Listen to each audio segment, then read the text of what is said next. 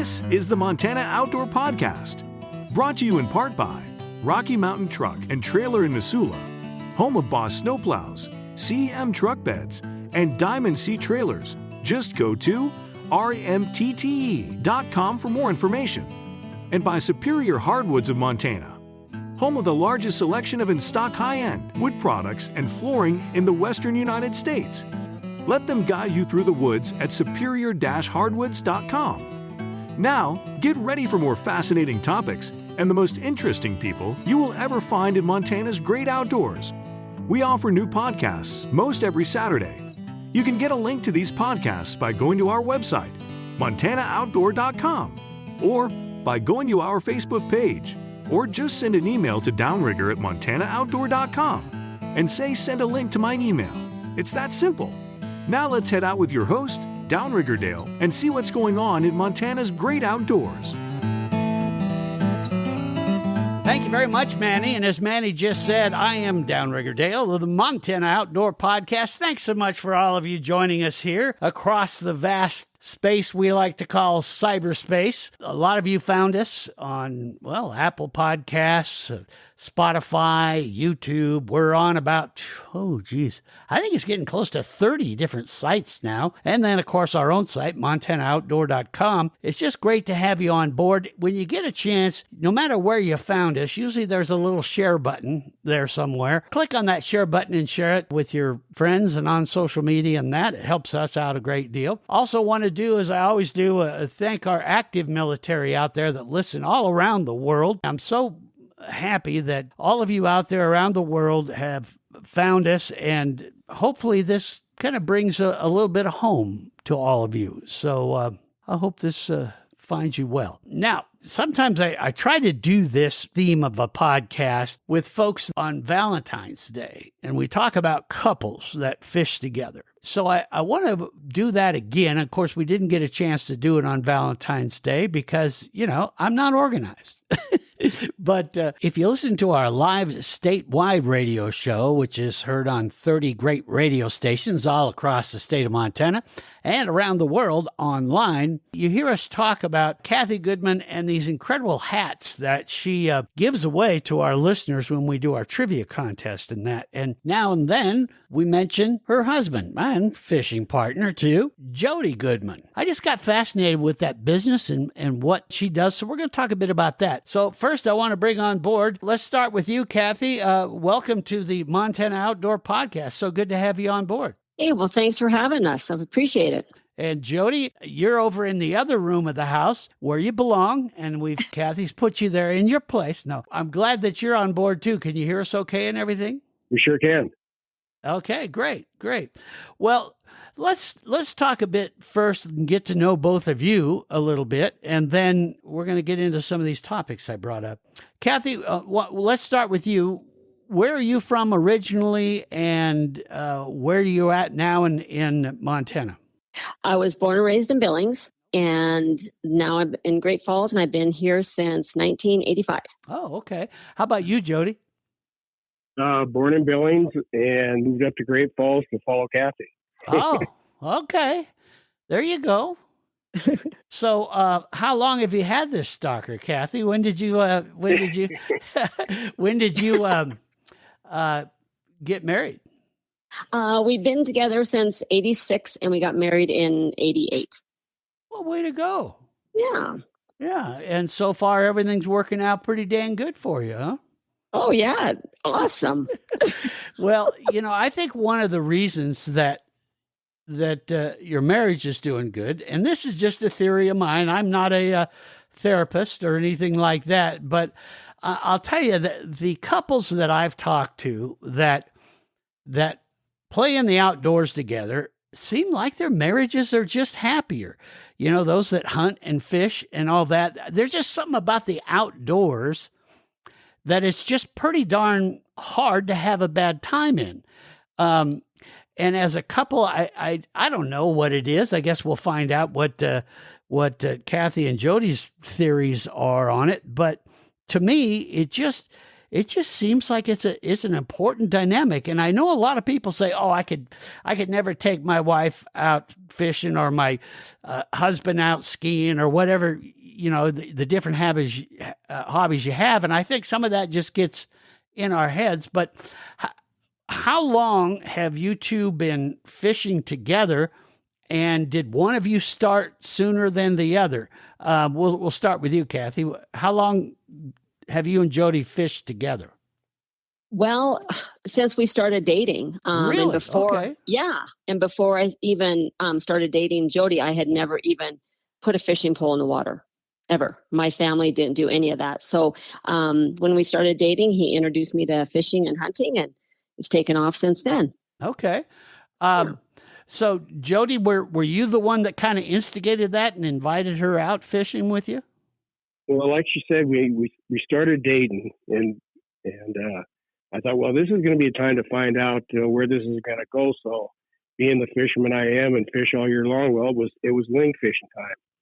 So you know how those buggers are. So we took her out and went fishing, and she caught her first ling, and it wrapped around her arm, and she took off running. I guess, well, if she comes back, it's going to be forever. And she came back, and we've been fishing ever since. Isn't that weird how those ling, we're talking about the burbot for some of you that may not know what we're talking about, but burbot or ling, same fish. That is weird why they do that. They wrap around your arm. What did you think when that happened, Kathy? Oh, you don't want to know what I said, because I'm definitely afraid of snakes, and that's the first thing I thought of. And I thought it was going to be just a normal fish, and when it did that, I was like, oh my gosh, this is not good. So yeah, they're kind of a creepy fish, but once you understand it, and that they're kind of neat. They look a little prehistoric almost, but they're damn good eating, aren't they? They're good eating, but I'm not a fan of those, so they can just stay out of our boat. Still too creepy for you? Oh yeah. So Jody, did you think, oh heck, this may not have been such a good idea? I've just taken my girlfriend and sent her screaming.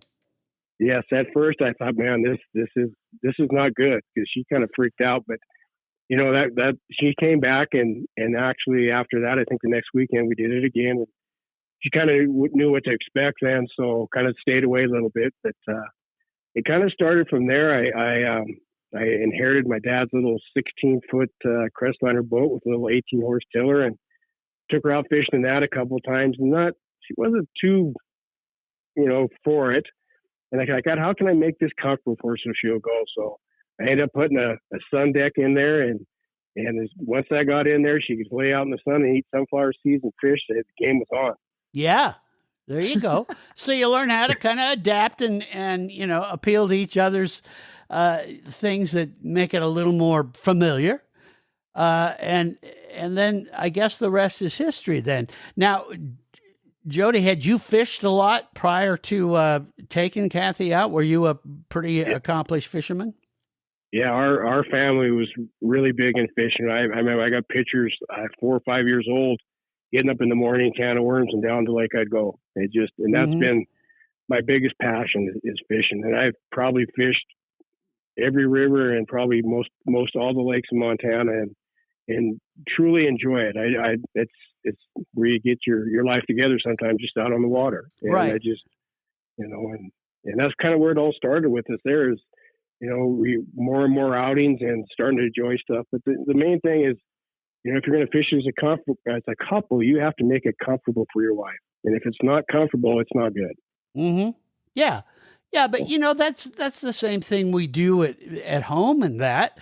But to me, it's just, I just find it interesting how, couples don't experience this, but when you find out that,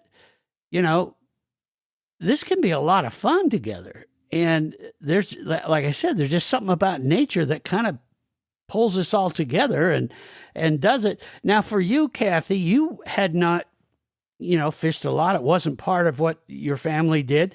So what did you think? Did you, after you had kind of got used to it and he made you feel a little more comfortable? Was it something that you started going, hey, we need to do this more and more?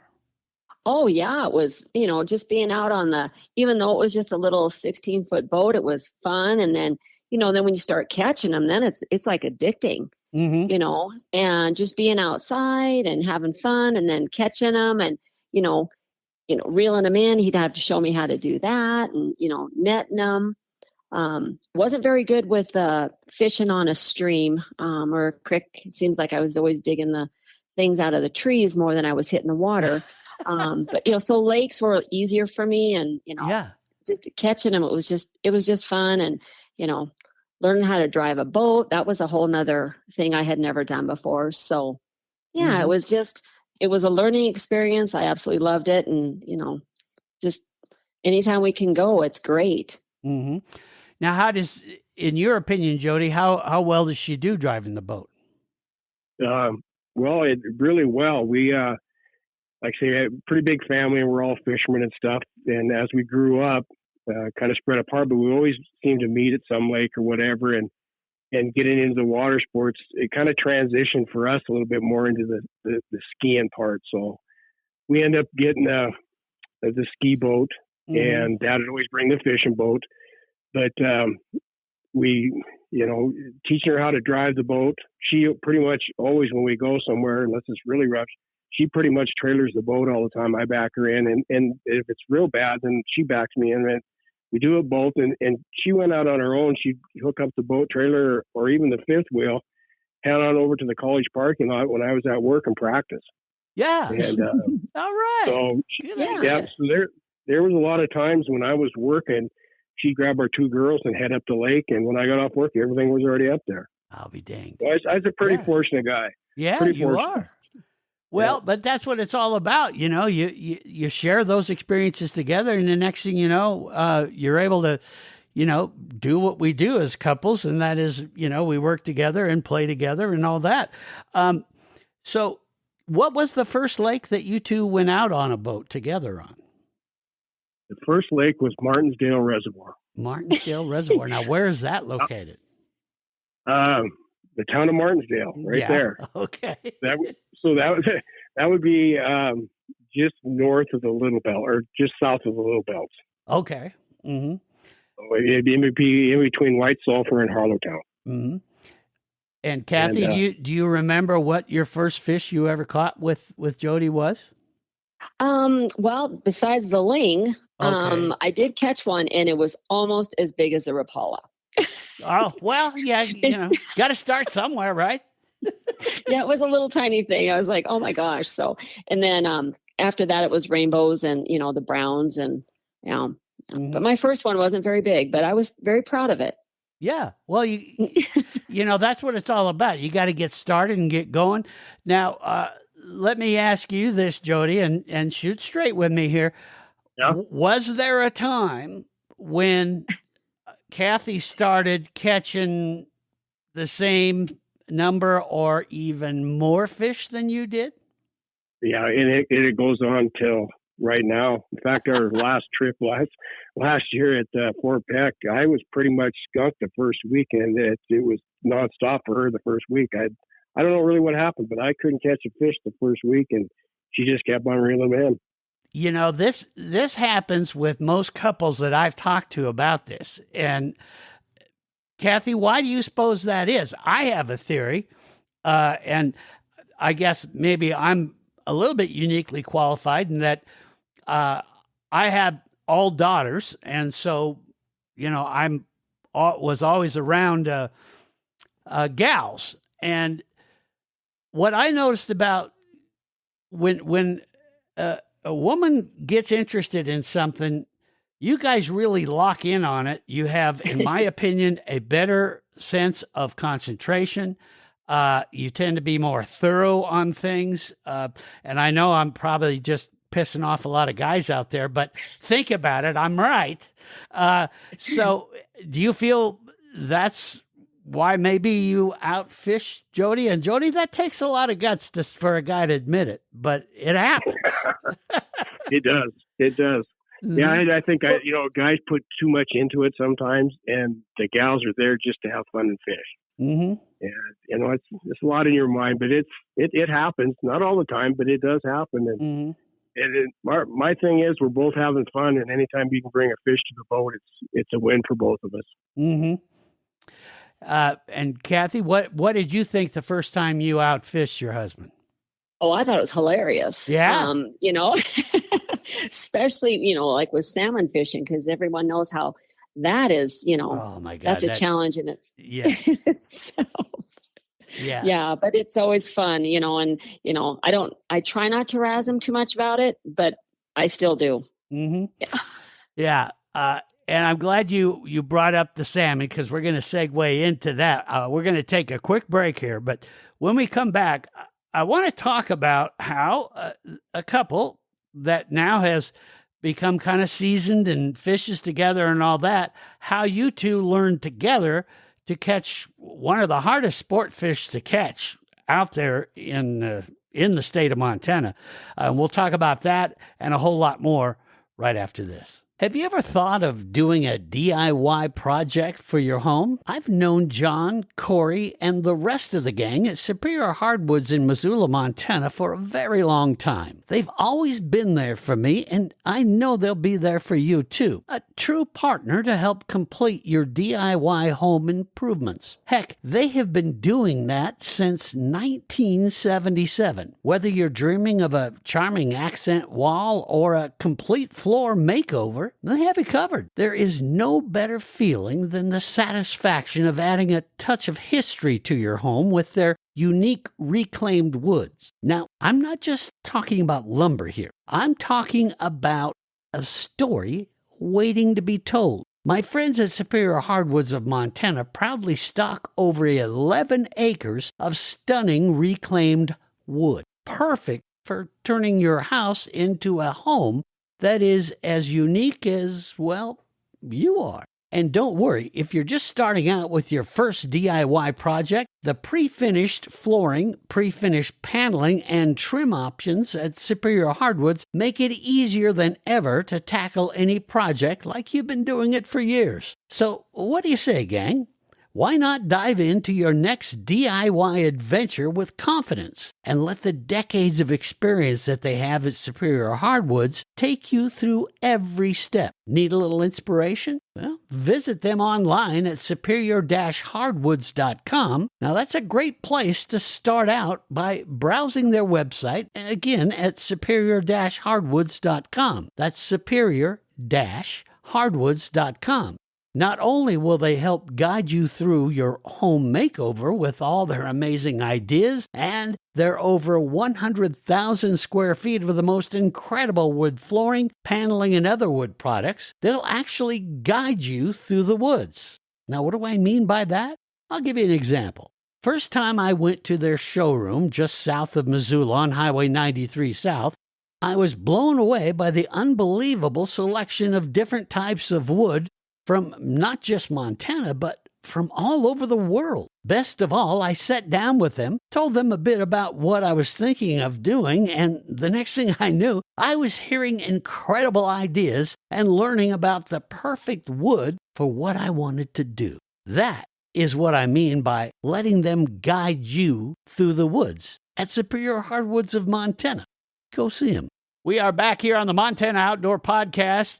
I am with Kathy and Jody Goodman. We're having some fun today, just talking about couples and the idea of couples getting out and sharing their outdoor hobbies and fun together, and getting out and fishing together and that. And by the way, if any of you have, your thoughts and stories about how you might have went through it, any couples listening or individuals listening that like to fish with their significant other, shoot me an email. I'd love to read some of those, and then we'll in podcasts in the future we'll talk a bit about some of those emails too. Downrigger at montanooutdoor.com. So here we are. When did you guys first hear about these big Chinook salmon, the King Salmon in Fort Peck Reservoir? Was that something that you had always known about, and the two of you wanted to give it a try? And then when did you actually first try to catch these? I'll start with you, Jody. Well, I've known about it for years and kind of always wanted to do it, but around Great Falls, pretty much we're all, trout and walleye and stuff. And that's something kind of a bucket list I wanted to do. I always wanted to try it. And so I made some phone calls, and the guy that come up most of the time I called was Joe Bronco. He's got the Get the Net Outfitters, and I called him, and he was booked the first year we called him, which was like 21, I believe.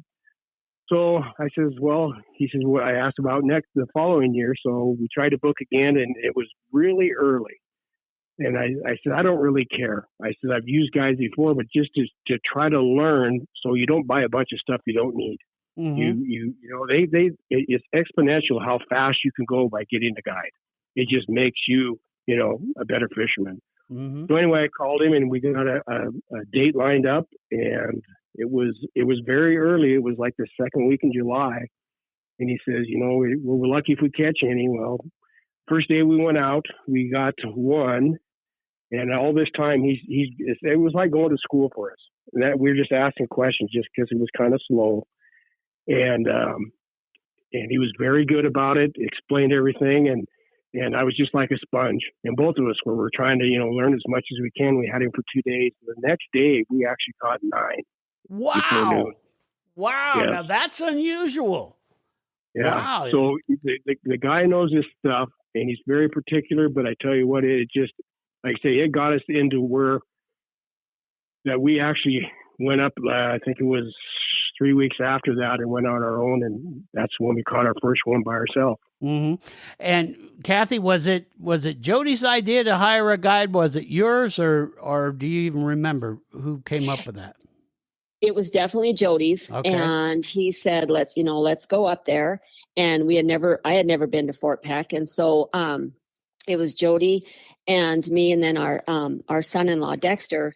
And, we got on the boat with Joe, and he was phenomenal. He was so good as far as, what we learned from him and how he showed us how to salmon fish. And then from a female's perspective, being on his boat, he was so accommodating, and it was so comfortable.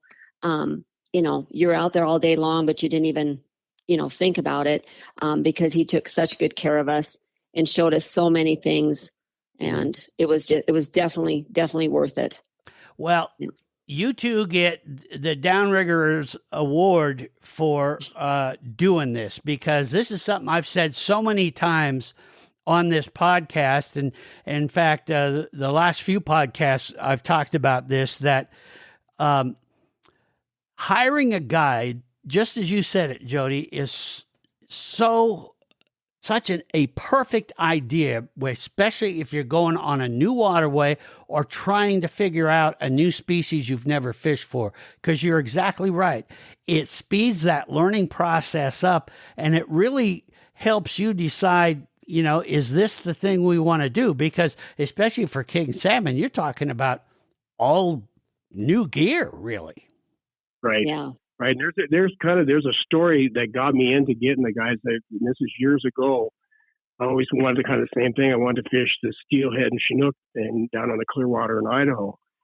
So I read on it and bought the gear I thought I needed. Went down there for 3 or 4 days, and I did not catch a fish. And there's something I'm doing wrong. And I said, I'm going to get a guide. So I got the guide at the end of the trip for the last day. Went out, kind of the same thing, just tried to learn as much as I can. We caught some steelhead. And then that fall, I bought my own drift boat, went back down the next year, and I was into steelhead and chinook all on my own. Yeah. So it is. Everybody says they're so expensive, but in the long run, how much money you save on buying gear that you really don't need. Mm-hmm. There's so much stuff you don't need. And then just start out small, and then you can add on, as you go. But really, it's the cheapest way to get you further along in the game. Yep. Yeah. I have talked to, and this what's interesting is when you talk to guides, people that do this for a living, when they go to a different waterway, they will hire a guide because they understand it. They realize, hey, I'm in a whole new way of doing it. But to me, it really opens up your world when you do this, because one, especially for a couple, you learn together. Well, now you're way ahead of everybody else because now you're kind of thinking along the same line, which helps. Anybody that's got a fishing partner, when you can kind of think the same way, it really helps things run smoother on the boat. But also, you have this. Oh, I don't know how to explain it. It when you learn together, you kind of tend to pull together and start to rely on each other. So I think it's that is the way to do it. And the other thing it does for you is it helps you realize how you can discover a lot more of what our great state has to offer. So often, I say this a lot, that we get used to an area we fish and a species we fish because we know how to do that. And so then we're in that rut and we never go out and discover all these other reservoirs and lakes and all that around the state of Montana because you think, oh, geez, I got to learn another lake and it's going to take all this time and I may never catch one and blah, blah, blah. Well, if you hire a guide, boom, pretty soon you know how to fish on a lot of different waterways in this state. Kathy, do you guys go around to a lot of different places and fish together, or are you just proving me wrong that you stay in one place? No, we fished a lot at Holter, Martinsdale. Jody's been going down to Hepkin Lake since he was born. Once a year they go down there, big family trip. So we go down to Hepkin, got into Fort Peck. Next year we really want to try going up to the Flathead and doing the Mac days, Oh, that's listening fun. to that. Yeah, on your show every Saturday. It's like, that's something we really want to try as well. Because I'm going to retire. So now we'll have some more free time. So looking forward to doing that as well. Yeah, you will have a blast, and there's quite a few couples that fish that tournament and it's a very unusual tournament. And those of you that listen to this podcast a lot, in fact, it wasn't long ago I did the Spring Mac Days podcast, and then we'll do another one in the fall, and that gives a lot of great information because I always have some of the top anglers that come on and talk about that. But see, you guys are doing it the right way. You get out and go around the state, and there's just so many things you can discover and really neat corners of the world that you had no idea were out there. I mean, it's a big state. Is there a favorite that you kind of is your go-to, Jody, that you as a couple really, that's your favorite place, or have you found one yet? Well, Hepkin is just because our family's been going there since I was born, and my dad too. It's just always been there. But we really, and we were pretty new to Fort Peck, and when we first started salmon fishing. So it's a new thing, and it's fresh to us, and it's so exciting. So, I still always, Hepkin's my home base for fishing forever, but Fort Peck is so exciting for us right now. Yeah. It truly is an amazing fishery. The thing I've always loved about Fort Peck is all the different species of sport fish that are in it, but they're all pretty plentiful. So if you're not having very good luck at one thing, you can switch pretty quick and you're going to catch something on Fort Peck. Right. and we did that last year. I should say I did. I went up early and got a hold of Don Wilkins, and because I've caught walleye here and pike and stuff, but I don't know anything about Fort Peck, as far as the pike. So I got a hold of him, and we went around the 1st of May, and he showed me where to go, and we caught bass, and it was all species, pretty much that whole weekend.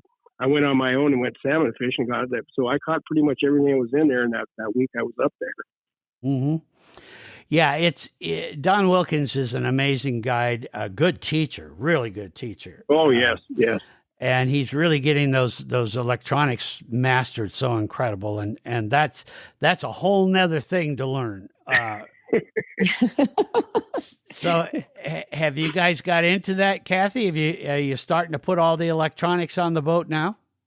Well, Jody's got all the electronics on the boat. We're just missing the live scope, but that's got to be here pretty soon, right, Jody? Yeah. Yeah, that'll be the new thing. Last year was to get the boat, so it's pretty much all autopilot. It drives itself. We just put a setting on it. And that way you can fish and concentrate. And that's a big thing to be able to, especially if you start, running multiple lines and stuff. You don't want to be chasing around and trying to move around. You just, let the boat drive itself, and that way you can fish. And so that our latest or the last thing to go on there that we don't have is a live scope. We're just waiting to pull the pin on that one. Yeah, it is a game changer, big time. I know when the captain and I fished with him most all the time because I like using his gear instead of mine. No, and when he first started getting all this, really incredible gear, we'd go out, it would be on, but he would never look at any of it. And I said, how come we aren't using all this new gear and stuff? And he said, I don't know how to use it. And I was that'll probably be us on the live scope. Yeah. But he finally, and that is the next big thing, but he finally said, you know what, I'm going to hire someone to take me out and do it. And that's the next thing. And again, that's a good thing what a fishing guide can do. And they're happy to do it, is to take you out and show you. And of course, the gang at Mondack Marine are unbelievable. I call him the wizard of the waterways for a reason. He knows the electronics like it's unbelievable. I've done a few podcasts with him about electronics, and that is something. When you really get into that and you learn that, it opens up a whole nother side of things, and it really becomes, and I really think that is going to be the future of getting more kids involved in fishing, because it kind of breeds the video game and fishing together. Yeah. It makes the days go really, that's what I noticed with Don, because it's kind of the thing I wanted to learn too. So he had the live scope and he's kind of showing me all the stuff on it. And you'd be surprised, you're still fishing and stuff, but watching that thing and going over how fast the days go. Those 8 and 10 hour days are just, it's gone in an instant, so, but you talked about, hiring a guy. I talked to Scott Collinsworth, when we do pull the pin on it, I think that's what we're going to do. We're just hire, him for the day and go out and save some time, have him go through everything we need to do. And then I'm ready to go. Yeah, it really, I can't stress that enough. It'll take a ton of frustration off of it and really mark the time much more efficiently. And then the next thing you know, you're off. So Kathy, once that gets put in, you will probably outfish him for the rest of your life, then, I would imagine. There you go. Now, do you guys have kids? Have you taken kids out? Do you have grandkids now? Tell us about what that dynamic is. Well, we have 2 daughters. They're both married. So then we have 4 grandkids. We've got 5, 3, 2, and a 6-month-old. And we did have our young grandson last year. He was out there with us for just a few hours. Sure. The lovely little black flies came out. We thought we better bring him in. So, but when we were down at Hepkin, we had him in the boat, and they loved it. Bringing a fish in, and in fact, our granddaughter, she wanted to, hit it over the head with a little hammer right away and get them all, kill them all up there. So, but they had a good time. So we've had them in the boat. Mm-hmm. Yeah. Yeah, that's now that you bring that up, that's something the captain always wants to do with me, is hit me over the head with a hammer. But it's kind of the same thing. So what advice would you give grandparents and that, Kathy, as far as taking the kids out? Because that's something, you got to do that right. Otherwise, they get a bad taste of it, and then they don't want to go anymore. What would you advise grandparents to do? First of all, make it so, if it's a cold, icky day, I wouldn't recommend that, because then they're cold, and make it fun. And you got to really be patient.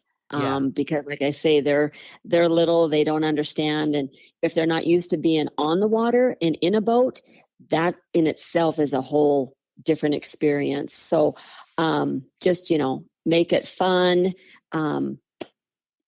The bonus is if you do catch a fish and they see you bring it in, that's always exciting.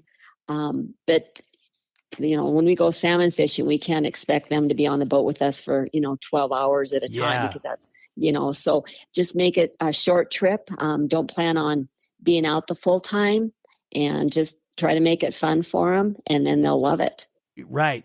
Yeah, that is key there, because if you can get them out there and get them going in it, and like you say, do it a little shorter time, you're going to get it going. I had done back in another life, I did a lot of marketing and market research and stuff, and I got hired to do this market research project for a huge organization made up of all these different tackle and boat manufacturers called the Sport Fishing Promotion Council.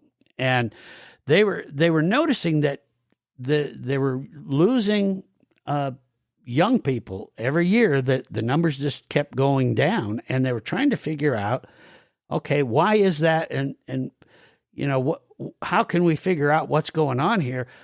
It took months and months and months to do the whole research project. But what we found out was that if a kid does not fish by the time they're 12 years old, they probably never will. And the other thing that we found, because they were trying to think, okay, how do we get parents and kids to get going? The other thing we found is that most kids will learn to fish from their grandparents, not their parents. And so they kind of changed their marketing around and started doing these different deals to get grandparents and kids together. And even some areas where, let's say there's a retirement area, but these grandparents don't have grandkids that come visit very often, or that. And then they have kids that don't really have any grandparents. They put them together and do these promotions to get them all together. And they found that worked really well. So you guys are on the right track. And I got to thinking about it, and I learned to fish from my grandpa. So, and I think a lot of people, as you look back, that's what you find. Now, Jody, did you learn from your grandparents, or was it your parents that taught you to fish and got you to fish for the first time? They were both, their dad and grandpa, pretty much all the time. It was like I say, it was a family deal, and sometimes you were fishing with grandpa's boat, sometimes you were fishing with dad. But as I can remember back, it's pretty much dad and grandpa and me, or my cousins. We would always be in the boat, and I remember when I was little, you'd fish for a little while and get bored, then you'd crawl underneath the bow and the life jackets there and listen to the waves hit the boat. Yeah, you were asleep, that kind of stuff. But I try to take my kids and my grandkids, and I was just a couple of years ago. My granddaughter was 3, and I used to just come off Holter, and I called up my daughter and said, "I'm going to take Lena fishing with me." So we went up there, just her and I, for the whole week. And all the kids I want to do that with, because it's hard when it's a group of little kids, but when they're by themselves, they absorb so much more. Right. They're actually learning. They're not playing. Mm-hmm. So exactly. But, we've been with the kids, like I say, try to get them involved as much as we can on the water. Mm-hmm. Yeah, when I was a little kid, my dad, he had the patience of a spider monkey, and so it just. I think I drove him nuts more than anything, but he was one of those that he just couldn't sit still anyway. And my grandpa was more this very methodical. Well, he was an ex-Marine drill sergeant, but he kind of had that teaching thing and all that kind of in his head, and we just hit it off and did it. And then my mom would come along, and she was the first one to teach me how to salmon fish. And taught me an interesting thing, and the captain still will not let me try it. But what she would do is she would eat a tuna fish sandwich, and she would while she was eating the sandwich, sounds awful, but she would spit on her lure. And I was asking, Mom, why are you spitting? You know, I mean, I was always taught, don't be spitting, you know. And she said, because the saliva helps it stay on there a little better, and then that tuna fish gives it that smell that seems to work well. And I can believe that. Yeah. Yeah. Isn't that something? And Makes so sense. that's how I learned from my mom, who was a nurse, but again, kind of had that technical side of it, and so it was. I learned a lot, and I learned how to argue with my grandpa because she taught me how to do that, and it worked pretty well. But anyway, we're going to take another quick break, and when we come back, I want to talk about business for a bit and talk about Silver Threads and this interesting business that I've seen the product that Kathy puts out here, and so we're going to learn about that right after this. Here on the Montana Outdoor Podcast, we talk about doing fun stuff out here in Montana's great outdoors. Now, we don't bring up work, and we for sure don't talk about taxes. Well, that is until now. But hey, don't worry.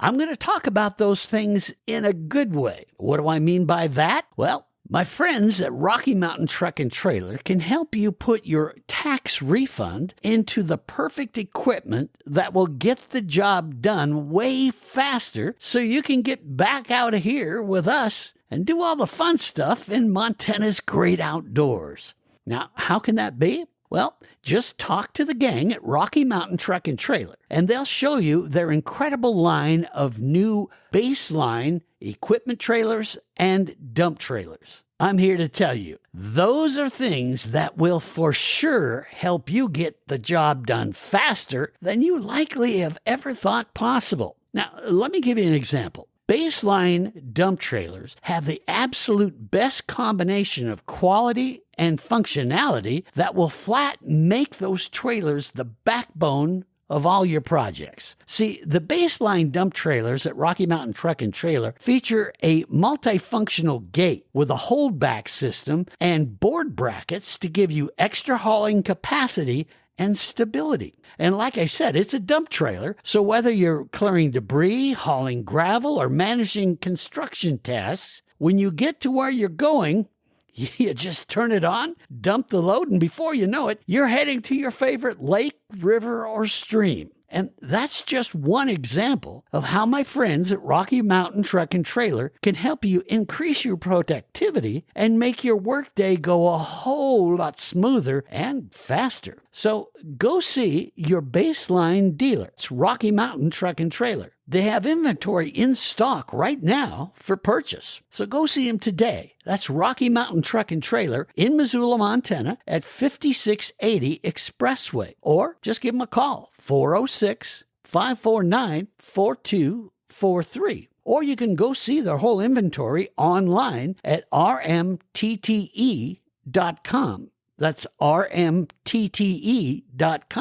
Do it today because, hey, we miss you out here. It's time to come fishing. We are back here on the Montana Outdoor Podcast. Jody and Kathy Goodman are my guests, and we've learned about, couples fishing, and they've given us some pretty neat insight into couples fishing and how they did it, and what they do, and how they discovered salmon fishing together, and how they've become dang good at that. I follow you guys on Facebook, and the salmon you're pulling out of there, pretty damn impressive.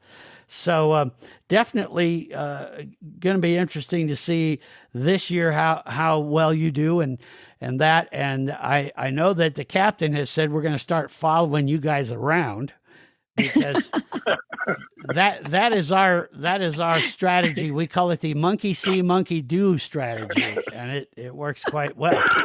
But Kathy, tell us about Silver Threads and your business, when you started it, and why you got into it. Well, I started it. I've been sewing since I was really, really young. I started it in probably about 97. Started doing craft shows, just to make some extra money on the side. Gal liked my stuff, so she wanted to know if I sold to stores. Long story short, we ended up doing wholesale, started making vests for women, started doing wholesale shows. One time we had them in probably about, I think it was 85 different stores throughout Montana and throughout the United States. So I really enjoyed the sewing factor of it, traveling and doing the shows. We were doing craft shows. There was 35 different shows throughout the year, and we covered 9 different states. Wow. So we were pretty busy. We would do all the sewing here at our shop here in Great Falls. Our daughters were helping us. Jody helped. It was definitely a family business. Started doing that. Come home after a show on a Sunday night, work all week, get the vest made, load up our trailer, take off again, head out and do shows. And so it kept us pretty busy for quite a few years. And what kind of vests were these? At the time we were doing it, they were just a woman's plush vest. Oh, okay. And then we had like 3 or 4 different styles. And then the shows would get done at the season, like in December, and then the whole nother show set would start, and that was all the sportsman shows. So I thought, well, shoot, you get these women that go to the sports shows with their husband or their boyfriends, and they want something to look at as well. So we started doing the whole sports show seasons from January through March, and we added leg gaiters to our display, and then we also had we did polar fleece hoods, the kind of like a baklava. I don't know how many thousands of those we sold throughout the years. And so we added, going to the sportsman shows, and that's another thing that we did. And so it's just all year long. We take the summer off, of course, because that's when we wanted to camp and water ski and fish. And then we'd start up again in September. Mm-hmm. So how did the hats work their way into it? Because that's what I'm most familiar with is the hats, which are really cool looking hats. And those have got to be getting pretty dang popular because, when you're out in the outdoors, you got to wear a hat or you're going to pay for it if you don't. You got to have something that kind of covers the old noggin. I am follically challenged, as they say. In other words, I'm bald, but I'll tell you what, you got to have one. So what got you into that, and how does that process go? Well, when we were doing the shows with the clothing line, it was 2008 when things kind of started slowing down a little bit. And then we continued doing the clothing line with the vests and the leg gaiters and our polar fleece hoods. And then our daughters grew up, graduated from college and moved away. And there's, some of my workforce. And then I was gone all the time. So I thought, maybe I should try something that I still can do the sewing and do, the custom business, but not travel so much. So that's why we kind of moved from the clothing into the custom apparel. Mm-hmm. And that's kind of where the hats and, doing business logos, doing the, custom apparel for businesses. That's how we started. We evolved silver threads from the clothing into the custom apparel. Mm-hmm. That's where the hats came. So we moved the machines. I got embroidery machines, heat transfer vinyl machines, got the lasers so that we can cut out the leather patches to apply to hats, and just kind of kept it so we didn't have to travel as much, still keep the business, but not having to travel. Mm-hmm. And Jody, what was your role in all this? Were you just basically an indentured servant at this point, and just? Yeah, pretty much. Whatever she needed done, I would do. Yeah. And I was kind of, the one she bounced off ideas from. designs or whatever. But yeah, whatever help she needed, we would do. And in the early days, when we were really busy, when it first started, I would take one of our daughters and she'd take the other one, and we'd do 2 shows in a weekend. I'd be at one show, she'd be at the other. Wow. So Jeez. as far as the marketing, once we got into shows, with the daughters, that, they were all pretty comfortable with it. And it was because we both had full-time jobs. She was teaching, I was in the refinery here in Great Falls, and we were running that business. So but it afforded us a very good summer. She was off during the summer, and the kids pretty much grew up on the lakes. They weren't home very much at all. So, yeah, whatever she needed, the kids jump in. I, to this day, still do. And we just want to keep it going. It's just at a different level with the embroidery machines and engravers and that we can still go out and fish. But if we got orders or, whatever, we can take the time to do it, but then we can, take off and go fishing. So that's where we're at now. Yeah. Well, and Kathy, so how do people take a look at what you do, and talk a bit about some of the custom work that you can do now? Well, we do a lot of work for businesses. We do with the embroidery, we can embroider on any apparel, hoodies, jackets, hats, bags, any of that. Then with the heat transfer vinyl, we can do custom logos. We can iron those on any kind of item. Once again, all the clothing items, the leather patches, a lot of people like, with baseball hats, there's so many different styles. So, someone can pick out a hat, and then we can either embroider their logo on it. We can do a leather patch on it, whatever kind of look that, they like. We also do dye sublimation. That's, if it's a really intricate design someone wants on an item, we can do that. We do cups, coffee cups. We engrave tumblers, whatever someone needs a logo, we can put it on something. Mm-hmm. Yeah, that has become so popular to market a company or market products. Is there like a minimum, or can anybody do it? For example, like if a family has a family reunion and y'all want to have like family reunion shirts or hats or that, do you have to order a certain amount? No, we don't have minimums. If somebody needs 1 or 2 items, we can take care of them. If someone needs, 500 t-shirts for, a baseball team or something, we can take care of that. So there's no minimums on ours. And we do have our website. We do have a Facebook page, and a lot of them is just, hey, I saw that you did some local work for, so-and-so, and they gave me your name. And so then they'll contact us that way, but we love doing it. Like I say, Jody helps right along, whatever I need done, he's in there helping me with it. So, and that's silverthreadsouterwear.com. And correct. In the podcast description, which, those of you that maybe are new to this podcast, when you found us, whether it was on Apple Podcasts or whatever, you saw the podcast description talks a bit about what the podcast is about. And then down towards the bottom, you'll see in bold letters, it says links.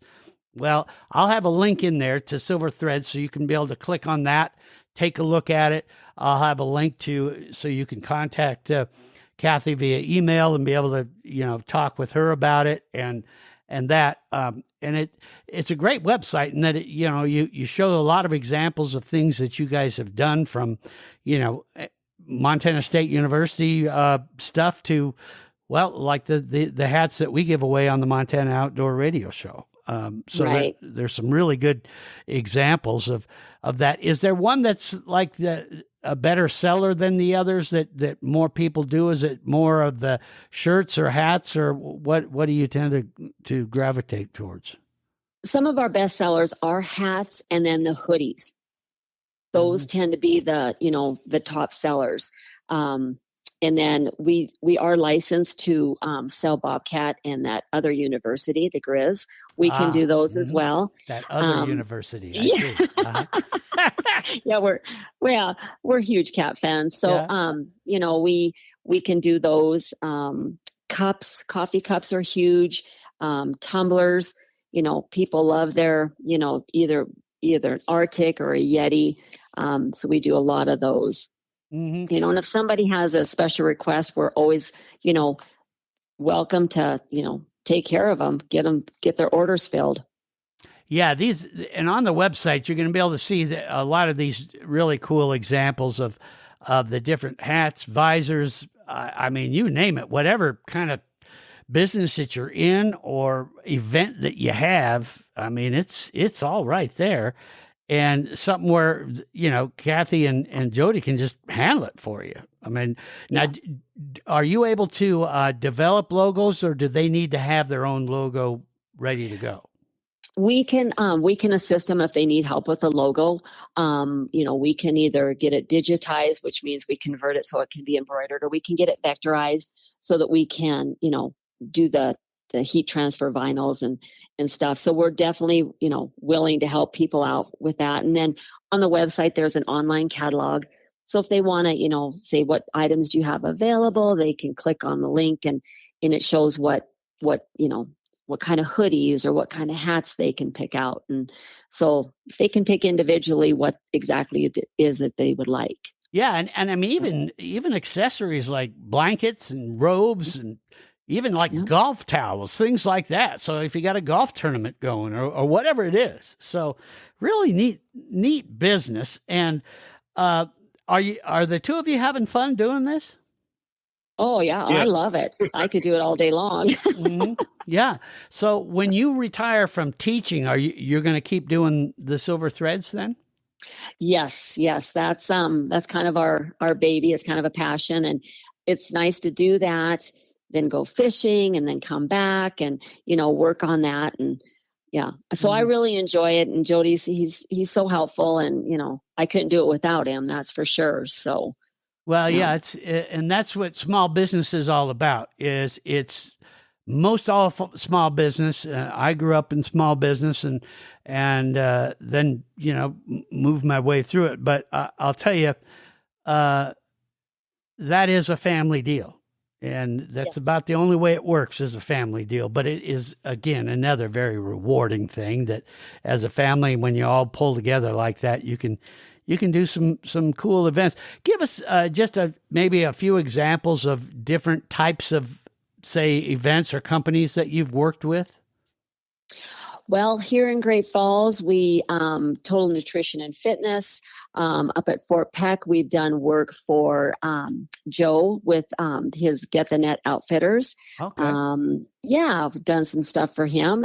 We sold some of our hats over our King 406 hats. We sold those over with Scott at the marina up there at Fort Peck. Mm-hmm.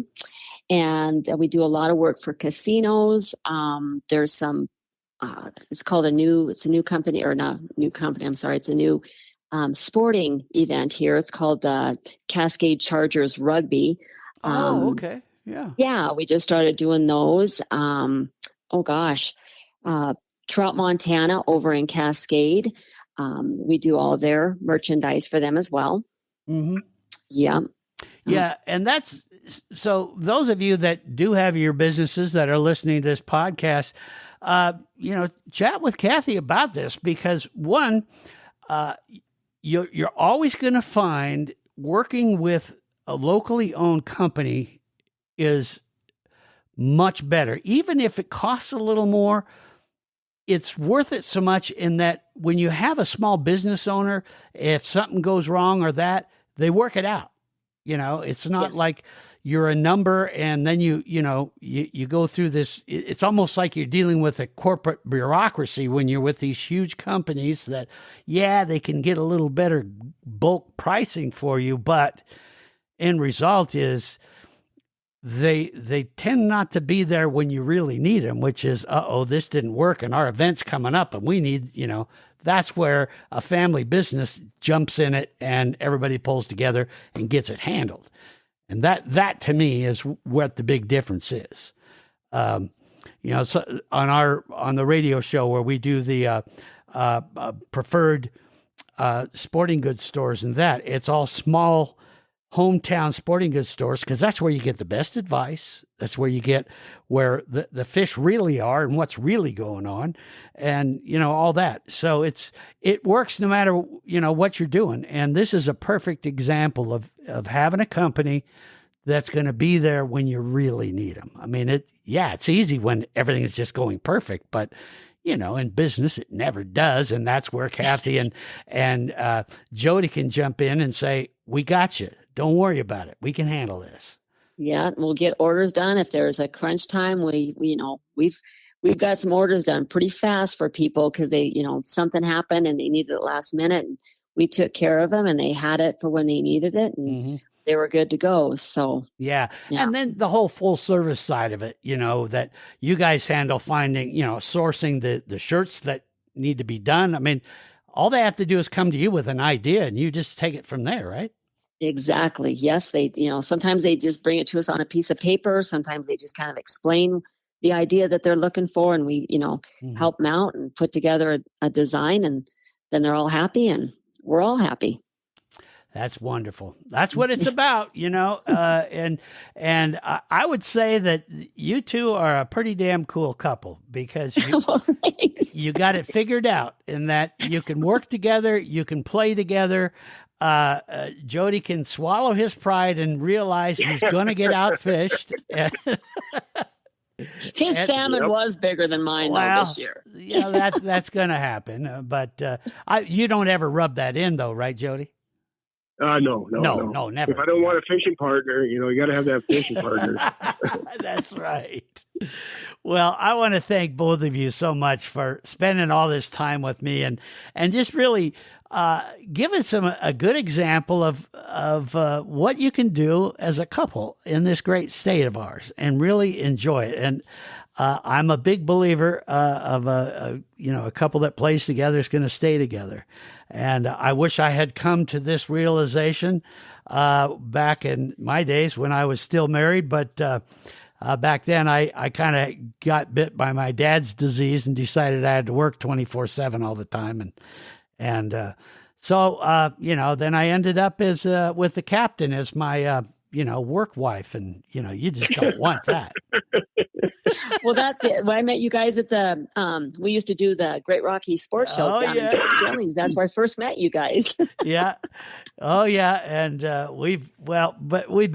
and I, of course, have been working together for over 40 years. So we tend to get through it together, but we sure have a lot of fun doing it. And that's the same thing couples can do, like Kathy and Jody is, just get out there and do it. Have some fun, So I can't wait to see you guys out on Fort Peck on this upcoming salmon season. I'll be here before we know it, and that's going to be fun. And you'll see us just following behind you guys wherever you go. We'll wave at you. Yeah. When we're reeling those fish in.